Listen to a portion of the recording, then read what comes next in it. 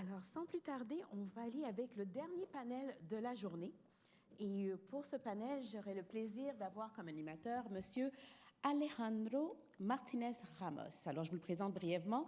Monsieur Martinez Ramos est le cofondateur avec Monsieur Andy Manel de Bold New Edge. Bold New Edge, c'est une organisation à but non lucratif dédiée à la création d'un avenir d'abondance grâce à la promotion et à la pratique de l'innovation scientifique et technologique. Cet organisme aide les individus et les organisations à adopter rapidement les technologies exponentielles et à résoudre de manière urgente les plus grands défis d'aujourd'hui. Le sujet qu'on va parler, ce sera réinventer l'innovation au-delà du statu quo. Alors, j'invite Alejandro à venir me rejoindre sur scène et les 4 panélistes pour la dernière discussion de la journée.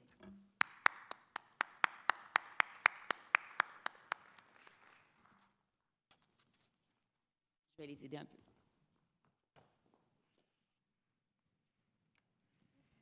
Hello, everybody. It's a pleasure to be here with you. I'll invite the panelists to join me here.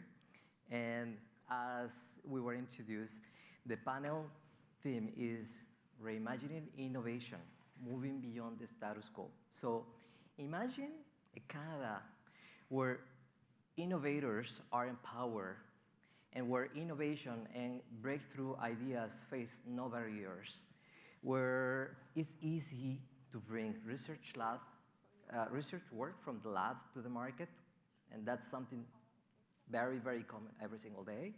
Imagine that the grants are easier to get, and that raising funds is not that complicated, and that innovators, when they present their bold ideas to investors and to funds programs, they are not labeled as risky. So I use the term imagine because we are not there yet, despite the amazing country that we have.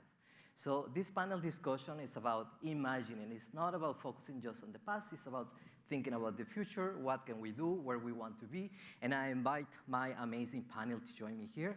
I present Lali Ramentilla, Managing Partner, IP-backed financing from the BDC.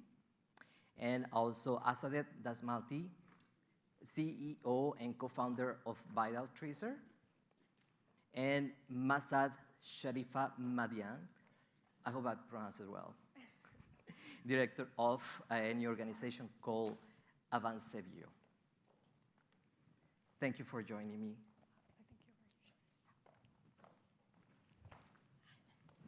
And it's a pleasure to have you here. When we started putting together this panel discussion, we approached several organizations as looking for the right panelists. And also we were approaching just general audience, asking them for certain questions, and we were always referred to lawyers, patent agents, and so on. But the reason why we invited our experts here is because there's a reason. We wanted to have the point of view of those who are not patent agents, those who are not lawyers, those who are not IP experts or policymakers.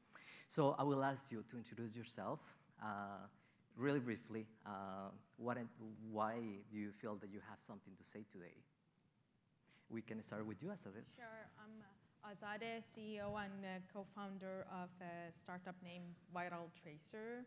At Vital Tracer, we are concentrating on different wearables in form of the patch on the chest and like a smartwatch on the wrist, and it's using optical sensor and AI to measure all human vital signs, including blood pressure and oxygen level. And I'm here as a representative of all entrepreneurs and startups, hopefully in Quebec-Canada. Thank you very much. Thank you. Lali.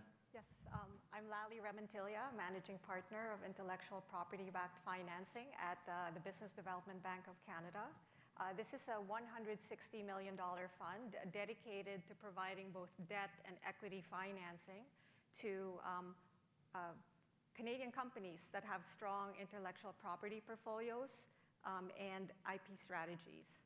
I guess I'm here to provide like an investor hat on, as well as the investments that we've made has fully exposed us to a lot of the challenges and opportunities that we're seeing in Canada as far as IP commercialization is concerned. Thank you very much. Masad. Yeah, Azad Sharif Ahmedian. I'm director of Avance Bio Institute, we are a center of excellence for advancing and commercializing industrial biotechnologies. In my previous lives, I have been an entrepreneur and also worked in a tech transfer company, Aligo Innovation, if it's familiar to some of you. And also have been advising over 100 startups during my career, life sciences startups notably. So I have been wearing several hats, and with Avance Bio, I'm playing more the role of an ecosystem builder for thriving and supporting startups. Thank you very much. So let's start with the conversation. And ever since we started working on this panel discussion, I'm very, very curious to have your opinion, what you think about this fact. Let's talk about first what we can tell is a fact about the state of affairs of innovation of Canada at this moment. Most of us in the audience, I'm assuming, have heard about the Global Innovation Index, which is the annual ranking of countries by their innovation capabilities and outcomes published by the World Intellectual Property since 2007. So if we have been watching at this ranking, Canada has been always placed in a very good ranking. But something that has happened for the last, since 2011, where we were at the 8th ranking in terms of the innovation in general.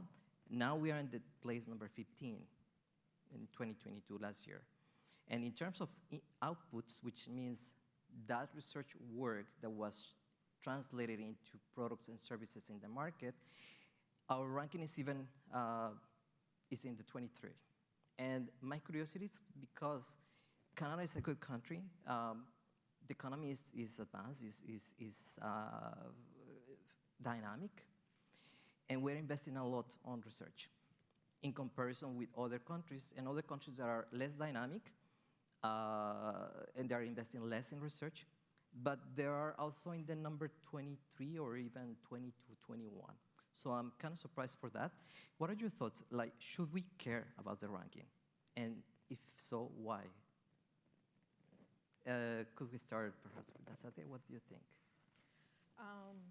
So I can say that that's a good question. Actually,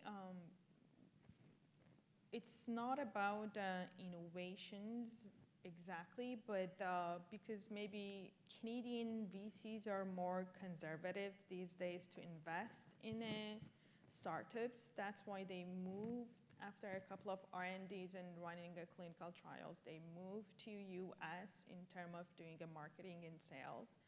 So that might be a reason of that shift, but should we care about the ranking per se?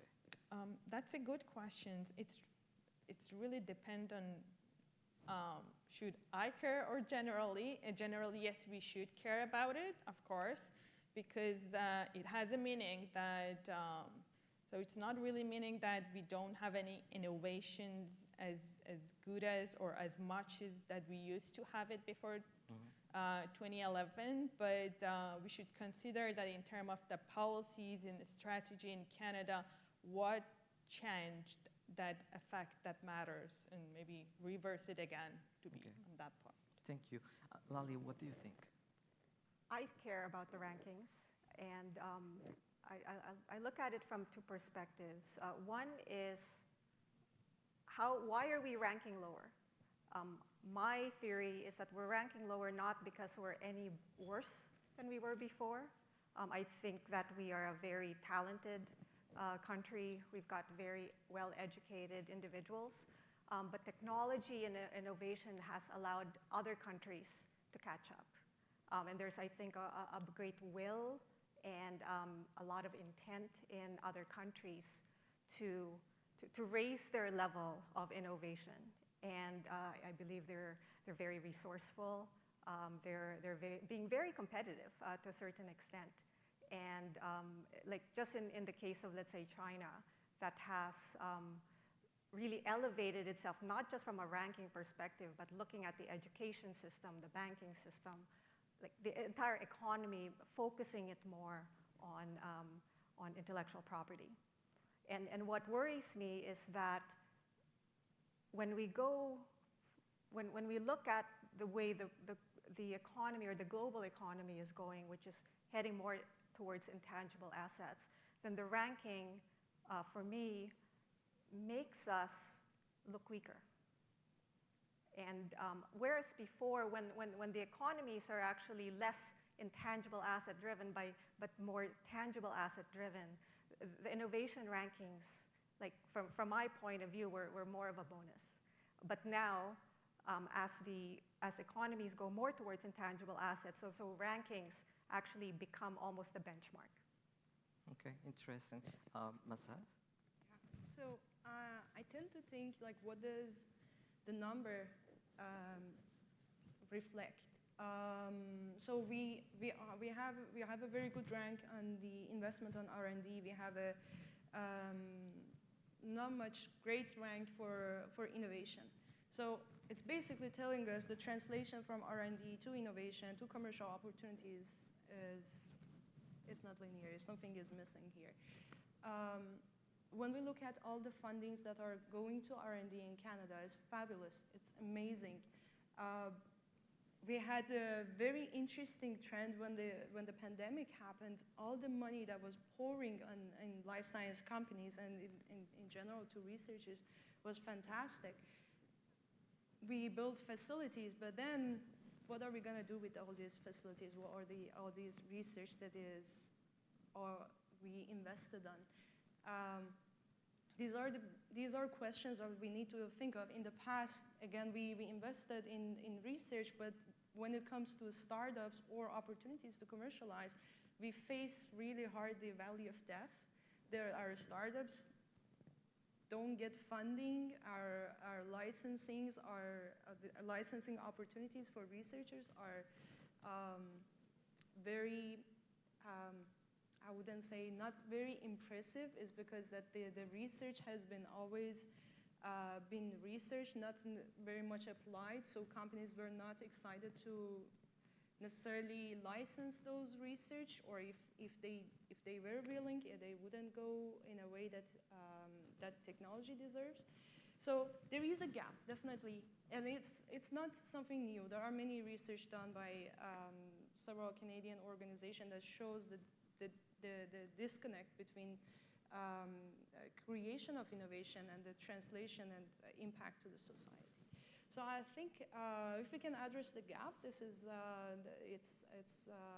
we can get to better ranks that you just mentioned. Oh, thank you very much. I have something to add as well. So it's as Mazza said, exactly. Funding in R&D is amazing, but after we did a couple of R&Ds in different hospitals, it's not only about VCs that they don't invest in here, and it's not only about government strategies, but the complications that we have it here in Canada, and especially in healthcare Quebec. It's lots of complications in form of the startup perspective. We have it in terms of cybersecurities to able to implement in our hospitals and healthcare settings. That's why we had no choice to move to US, because those are more private and much more easier to get access, implement like a different software or IoTs or medical devices that have the Bluetooth to transfer those data. Compare with here in Canada, like province to province, difference makes sense. It's the state as well, but like a hospital and hospital, it's IT department working. It's really hard. Convincing that like the cybersecurity issues that we have, it's very severe. And when I talk with the other colleagues as entrepreneurs, they all say that, okay, we do our trials here and move to US for implementing in the reality and sales. Oh, that's quite interesting. And I kind of got curious with all the aspects that you three highlighted. And I bet that this can give us material to discuss the whole night tonight. That's not going to be the case. We're not going to stay that long. But let's pick one of those subjects, and let's talk about individuals per se, because at the end of the day, the country is made of individuals that do certain actions in order to achieve certain goals. And here the question would be, what is your opinion about the level of IP knowledge or savviness should a person have before embarking on an innovation project, and how does individuals' current level of IP knowledge impact Canada's innovation modus operandi at large? And what do you think about it? Let's start with, I'd like to hear your opinion, Lali. So I've definitely seen a lot of individuals, entrepreneurs, scientists throughout the last few years since we launched this fund.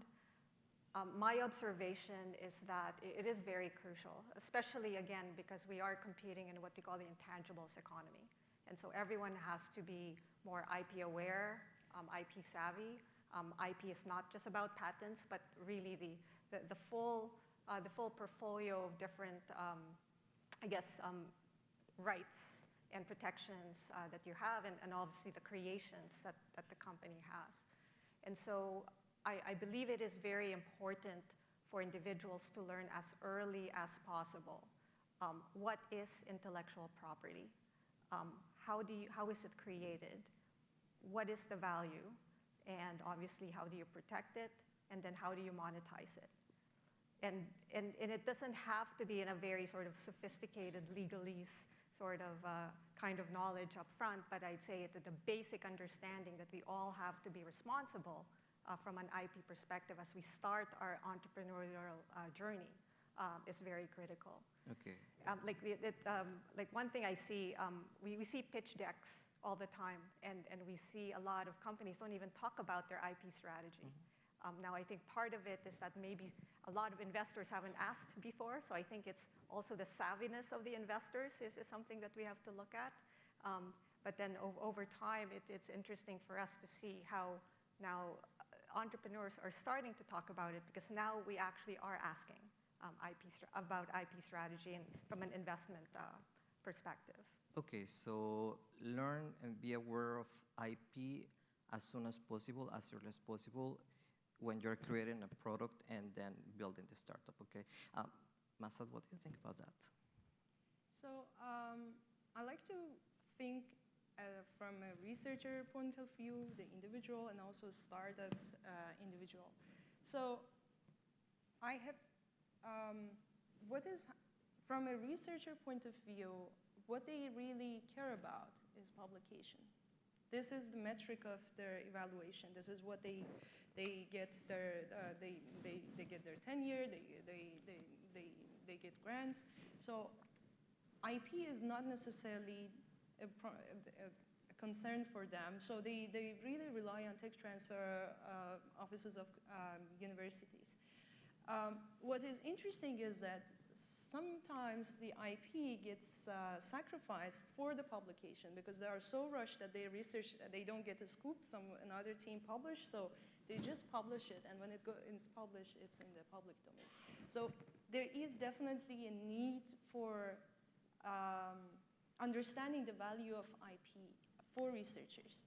I think that but it's a two-sided blade. The other side is that sometimes when the IP is already filed, the challenges that the researcher has to continue, if they want to go after commercialization, it's another story. Sometimes they basically don't want to go after commercialization because those clauses of like how the royalty fee they have to pay to the university, all the things is so scary that they would rather go and file their research on their own, create their own IP rather than go with the university.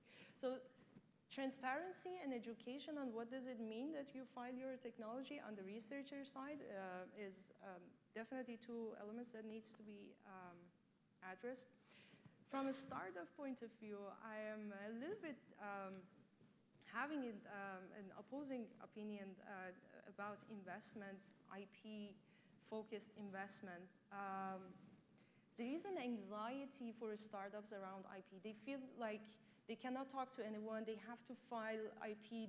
I heard it earlier that there are some companies coming filing patent just to bring their product in the market to claim that they are better. So there isn't this anxiety and wrong impression of what is IP. IP has a value, it has a function, and it needs to be in the picture when it is needed, when it brings the competitive advantage, the commercial value. So if I have seen again many entrepreneurs that instead of focusing on their market fit, finding their business model, finding their customers, they are so focused on patenting. And so there has to be a right education and de-stigmatization of like what is IP, why you need it, why you need to have an IP strategy. That has to be done on the entrepreneur side as well. Do you think that we should set the common ground of understanding of what IP is and how it can be used? And just for giving some context on my comment is because most of the time, I've been working with startups for 6 years, and I've been an entrepreneur myself too, and all I hear when I hear IP is protect, protect, protect. What has been your experience, Azadeh? Because you are the one who lives this on a day-to-day for the past, how many years? 10 years. For the past 10 years. Yes, I can cry the whole day about it. So, and kind of having both side experience. So our technology coming from university, but in different way. So it was a part of my master and PhD thesis, but when I start working on it, I right away talk with my supervisor in university that I don't need any money or using any equipment from the university, so all the IP is gonna go to my startup, and that was some things like you have to agree right away, otherwise depend on different universities, but they may own it for 100%. And that's the part that I start, but because I was more on a strong side that I have money, I was able to manage it and avoid of any single publications, because our AI was a part of trade secret. But surprising, when we went to 100 investors and government and apply for loan, grant, or investment, they say that, you know what, in terms of IP, we really want the patent to make sure that you are able to protect. Trade secret is good, but we are afraid that you don't know how to protect it. Trade secret, when I went to the very well-known law firms, they say that, you know what, you're a startup, don't waste your money on trade secret. And then copyright, same things. Design, it doesn't have a value on it. But you know, based on what I experienced, they are all totally wrong. And at the end, I had no choice to go with a patent that I really don't want to, but we did it. So it's from my very painful experience after 10 years, we had no choice to go for patents because no one trusts that we can do it as a trade secret. That's the one thing. On the other things, and we went to we talked with the 10 different law firms here in Montreal, Ottawa, Toronto, nationally, and each of them tell us a different stories. And in terms of educations, each workshop that you go in terms of like accelerators and incubators, they have a bunch of different education. So we entrepreneurs, if they go to any accelerator or incubators, they had tons of education in terms of IPs. And we know all the list of the IPs, how to do it, how to don't do it, so they trained us. But when we want to take an actions, when we go to the law firms, each of them has like, they see us as like a dollar signs, right? So different contracts that we saw, and it's super expensive in terms of like they works hourly. So we spend $20,000 with like a 5,000 here, 7,000 here, 10,000 here, and it's like we find after working with them, it's like no, no, no, no, no.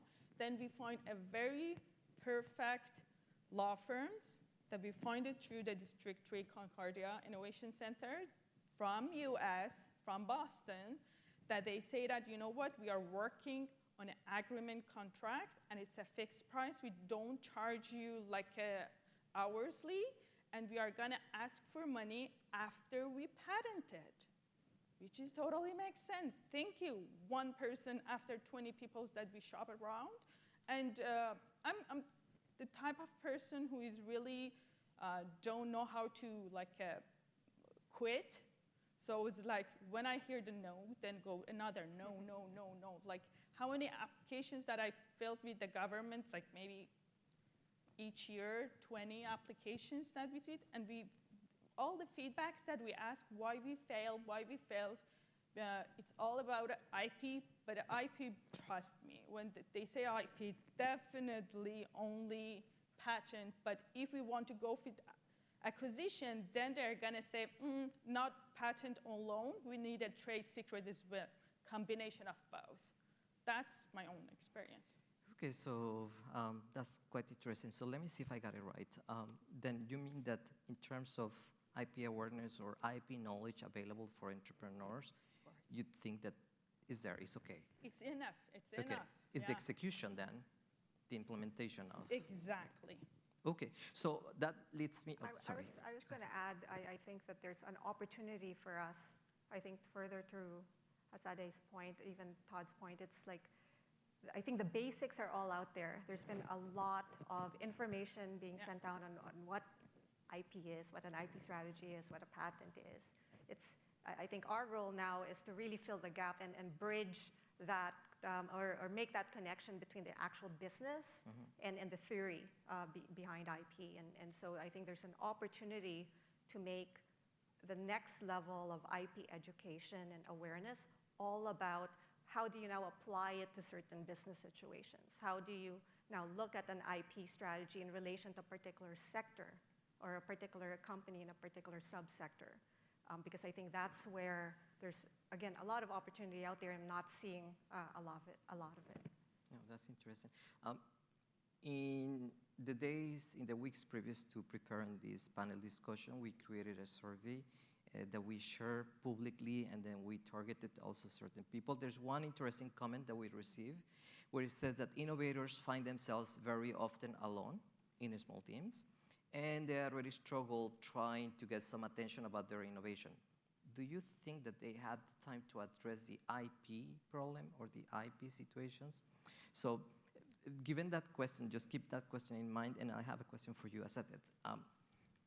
What is let me see, how relevant is IP in the value or valuation of your startup? Is it worth the hustle? 100%, of course.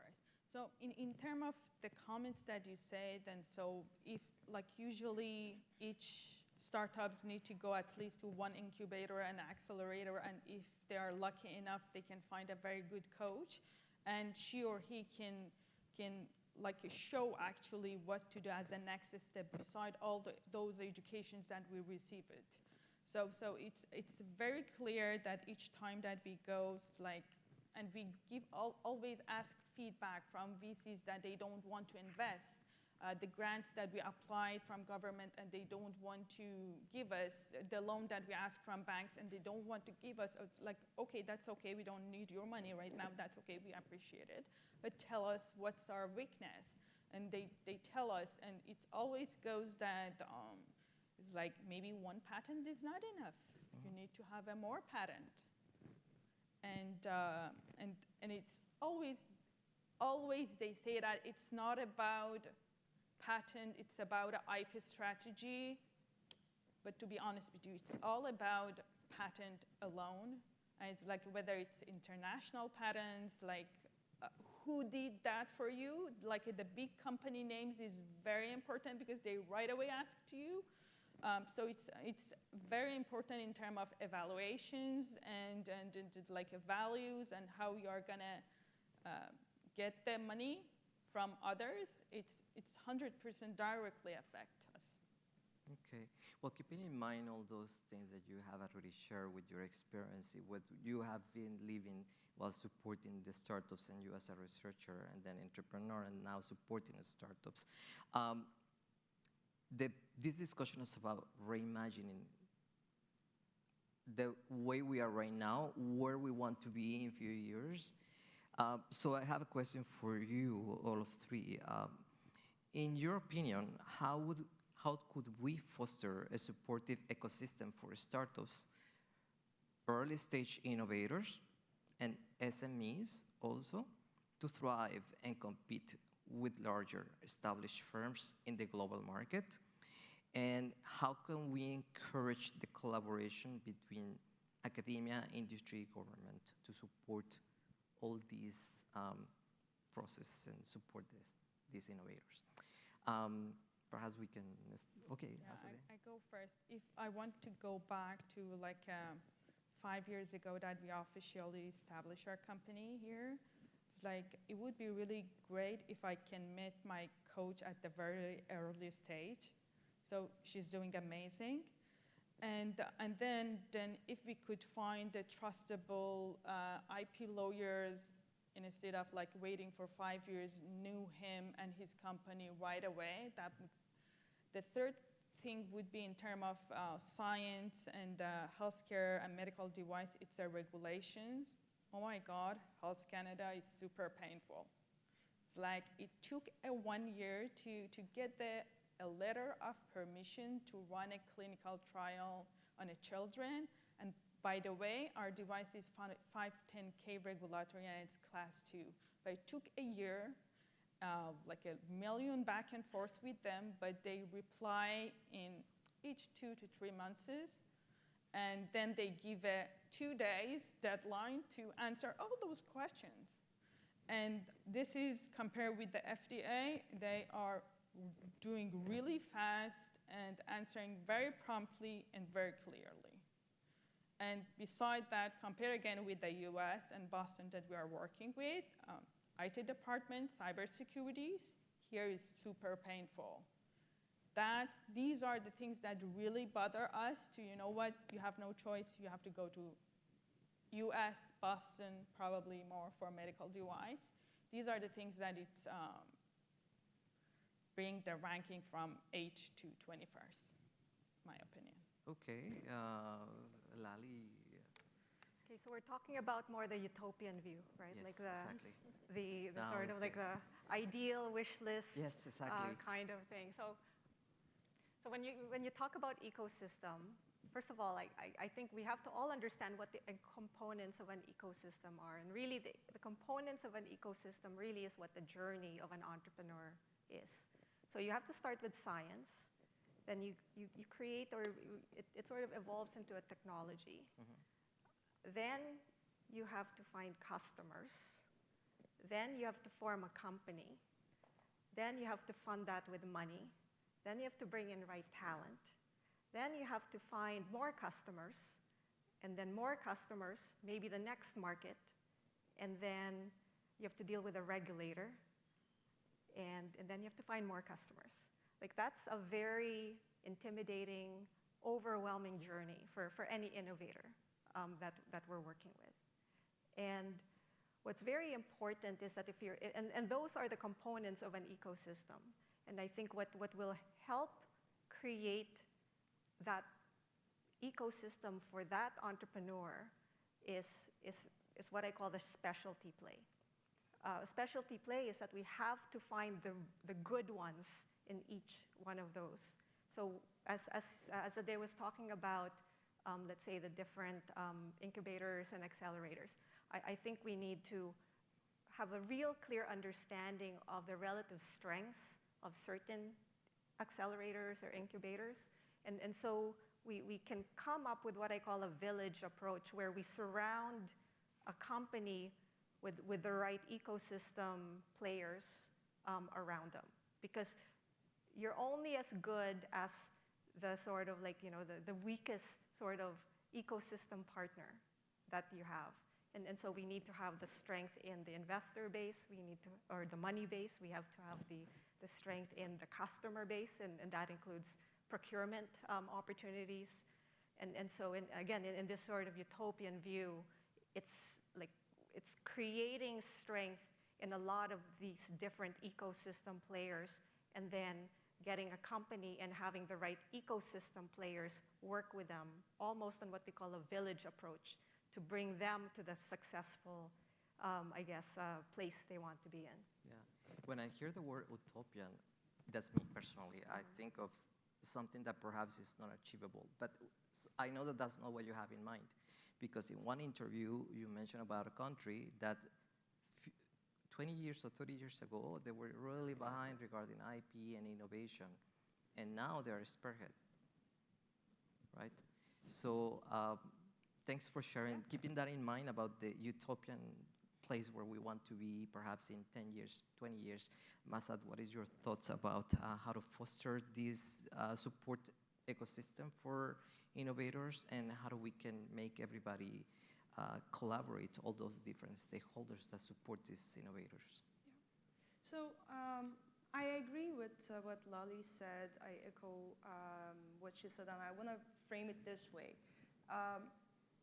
We can pave the road for the ones that want to be entrepreneurs by making sure those bureaucracy, the unnecessary roadblocks are out of way. So that's why you see entrepreneurship is going to more toward startup studios. This is a model that has been classic in ecosystems like Boston and San Francisco, but now in Montreal, in Quebec, we also see, and in Canada in general, we see that we are not dealing with sole entrepreneurs. We see an organizations, companies that are bringing all the elements of building a successful company. So you as an entrepreneur will go there and you do your job, and the rest of the ecosystem will take care of you. So that's the way that is near future for us. The other thing I see, I'm seeing more and more big corporations are looking at creating spin-offs or intrapreneurship, so building companies, joint ventures out of their own companies. That's another direction that is happening, and it's just because doing entrepreneurship by your own, we all know the metric, like 1 out of 10 is successful. So now there is this another movement happening within big corporations that their own employees, those that have entrepreneurial DNA, they go after, with support of big corporations, will go after creating those spin-offs. How the ecosystem can come together, I think, I don't want to say this is the job of the government, it's just more, somebody should animate this. It doesn't, if in ecosystems like San Francisco or in Boston, investment firms made it possible. They came alongside of the government, and they made it happen. I think it needs someone to take the lead. In this case, I think at least in the culture that we have in Quebec and Canada is a government can be a good leader, and then the other players will come in as well. I just want to add something. It's a little bit of a stretch, but it's relevant. I think research and future of university everywhere, including Canada, is going more toward applied, and the meaning of being part of the university will turn to be more toward commercialization. This is what is happening already in Israel, and also all the universities in Boston. So you don't go to university to just become a PhD. You go there to do a research that you can build a company out of it. And that's the direction that will make a big difference in terms of bringing all the elements of the ecosystem together. When the education is targeted to be commercialized and be a place for creating innovation that can serve the society, then everything else will adjust and will be, we get to better ranks than you just mentioned. Very shortly, do you see that happening here in Canada? There are things happening, yes. So I'm so proud of one of the things I have done in my career life. A program is called Quebec Scientific Entrepreneurship Program, QCSE, that Fonds Recherche de Québec is supported it. We started in 2019. We got renewed for another a few more years running it.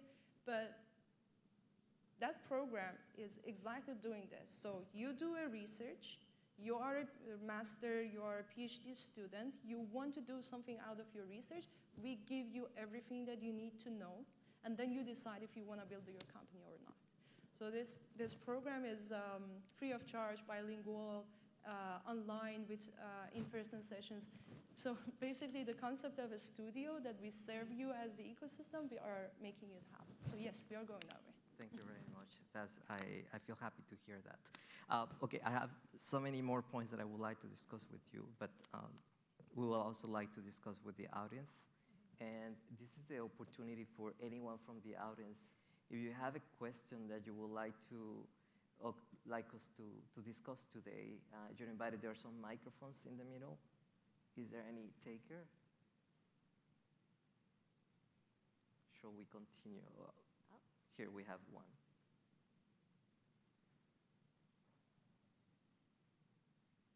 Hi. So I have a question. So in the language of startups, it's very often here like secret sauce. So you get into an incubator and then, you need to find, you need to sell, or to communicate your secret sauce. But from my experience, behind the secret sauce, many times is an IP or a potential IP. So why secret sauce looks like it's in a startup language, but then when you mention IP, it's more like for lawyers or something else. So what is happening, or how we can make that the language maybe is an issue, the type of terms that we use when we say, a startup or innovation is based on secret sauce, but to talk about IPs to a startup, early stage startup, is like to talk about something very strange. So what do you think about that? Before Mazar.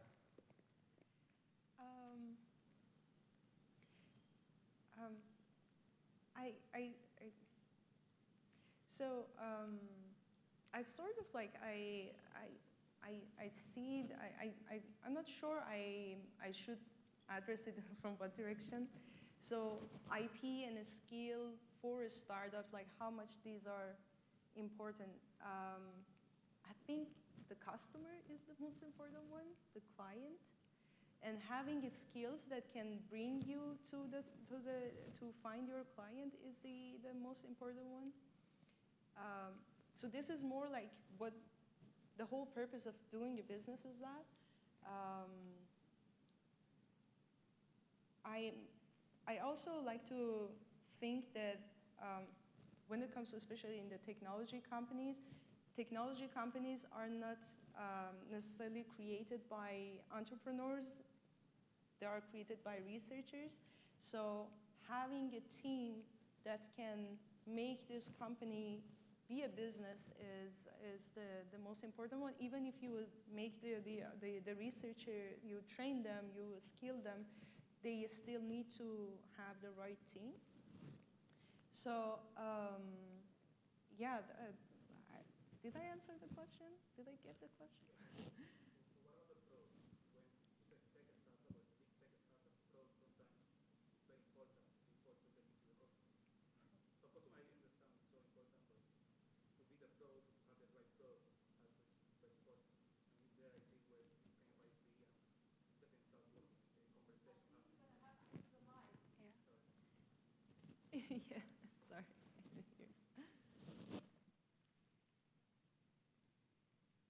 Yes, I agree with the idea that customers is very important, but for some startup, for some type of a startup, for example, a hard tech startup or deep science startup, the product sometimes is a priority.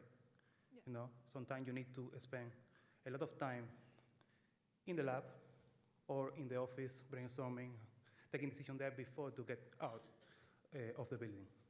So it's where I think this kind of conversations around IP and how to protect yourself or how to leverage what you're developing need to happen. So sometimes it's kind of a balance between just customer, but also how you design and build your product. Okay. So I see your point. So this is my personal opinion. I think you only need to do things when you really need them. especially in the life of an entrepreneur, that there are so many things that you need to take care of. Because I work with lots of researcher entrepreneurs, I see a lot that when they come to the meeting talking about their technology, the first thing think of like, I'm gonna make a patent out of it. Make a patent when you have an application for this. Why the customer is important? Because the customer will tell you what's the application of your technology. We have yes, in some cases, like I have a drug that's gonna cure certain type of cancer. Yes, there is no necessarily the need of like validating the customer. But if I have a platform that can do drug assays with it, you need to validate who is using it. You need to understand like what is the application, and then make a patent for that application. So that's why knowing the customer, knowing the application market fit is very important. Thank you, Masad. 1 minute reply, Sadeh. We have Oh, sorry. someone else for a question. Yes. I don't know if you have enough time. Ghislain Nadeau from Prompt Innovation. We learned a lot of things today. They have a different aspect we must to take care. We talk about IP, we talk about commercialization, we talk about research. My question is, do you think we sold the dream to everybody could be from a research an entrepreneur? Or could we be maybe sold the dream to find a great other people they have the knowledge to create an enterprise to have success? And how to do that? Thank you. So, Asadeo. Do you mean to, like a startup, after a couple of validations and clinical trial, sell their company to the bigger players? Is that your question? No. I'm afraid that The question is, very often we sold the dreams. Everybody could be from the research or from other to be an entrepreneur. Yeah. But we know, I'm from both. I learned from we start and a good success, and we saw the record of 1 of 10, they have a success. But the way to have a success and to find a great other people to complete your knowledge, to be a specialist of innovation and to maintain at that level on the competition of the mondial market is a full day job. But at the same time, you must be to specialize on the IP strategy, to make a capitalization of that, to commercialize, to operate. It's impossible to be the orchestral man. And if you read, and if you're looking about the company, they have a success from startup, and they continue to be independent, not to be englobe on a big player before they have a great value if they want to do that. But anyway, maybe we must to sold the dream to train and find to match the great person together with a strong skill on different aspects and to create enterprise, then to put all of the pressure when someone, just only one person, they have the knowledge. What do you think about that? Yeah, I totally agree with you, but that's like an ideal case. Of course, the team members are number one of the reasons to be success or fail. So it would be ideal to find someone who can only think about the IP strategy and work on it. But usually in a startup, you don't have enough co-founders and team at the first time, and you have to wear a couple of hats at the same time. That's why it's really important, the role of coach. Gonna help you to what is the priority at the time to do it or not to do it, and then the project management, the list of the things that it's prior, and then when to do what. This is what I find from myself, but I don't know about others' experience. I have I'd say a pragmatic view of it. One is, I always start with making sure that the company or the entrepreneur, the founder, really starts with a problem and finds a way or develops a way to create a solution for it. And then the next step is having the best team that you can afford. because we know it's going to be a long journey. You're not going to be able to do it yourself. But then you also know that money is not abundant, and therefore there's going to be an evolution of the team. Whether you start off as a sole founder, you get co-founders, you form a team around you, you have a coach, an advisory board, later on a board, then you actually hire employees. And so it is something that founders will always need to be cognizant of, and to Mazad's point, it's like I see it's like you're a mayor most of the time. Like you're always orchestrating the different talent that's available to you. And then from a funder's or an investor's perspective, it's interesting. I was just reflecting on it today. You ask a seed stage, you ask family and friends why they're making an investment, it's because of the team. You ask a pre-seed fund why they're making an investment, it's because of a team. You ask a seed stage investor, it's because of a team. You go Series A investor, it's the team. You go to a lender, it's because of the team. So all throughout the journey, I'd say it's primarily because of the team and the problem that team is actually capable of solving. So to just sort of bring the point across, it's make sure you're addressing the problem, you have the best solution for it, and then having the best team you can afford at that point in time. And I think where IP comes in is that it becomes your moat. So at any point in that journey, an IP strategy, as simple as it can be, that's relevant for you or for the company is going to be very important, because that's going to create the differentiation, that's going to create the moat around the business. Thank you very much. We're on the edge of time. Do you want to add anything? I completely agree with what Lali said. I have nothing more to add. There's so many more points that I would like to discuss, but I think that we will have to have another discussion later. Or we can do it over drinks. Over drinks, if there is anybody that perhaps have another question but did not want to do it publicly, we will be in the drinks. We'll have also conversations. It was an honor to be with you here. Thank you. I was eager for having this conversation. I enjoyed it. You have no idea. I hope that you also enjoyed the discussion and that you took some points that are relevant for the work that you do, and that you also can support, like if you're an entrepreneur, that you can take something valuable that helps you building your company. And if you are of the ecosystem that supports entrepreneurs, that you can think if everything that was said here perhaps can help you improve on how you support these startups. Thank you, everybody.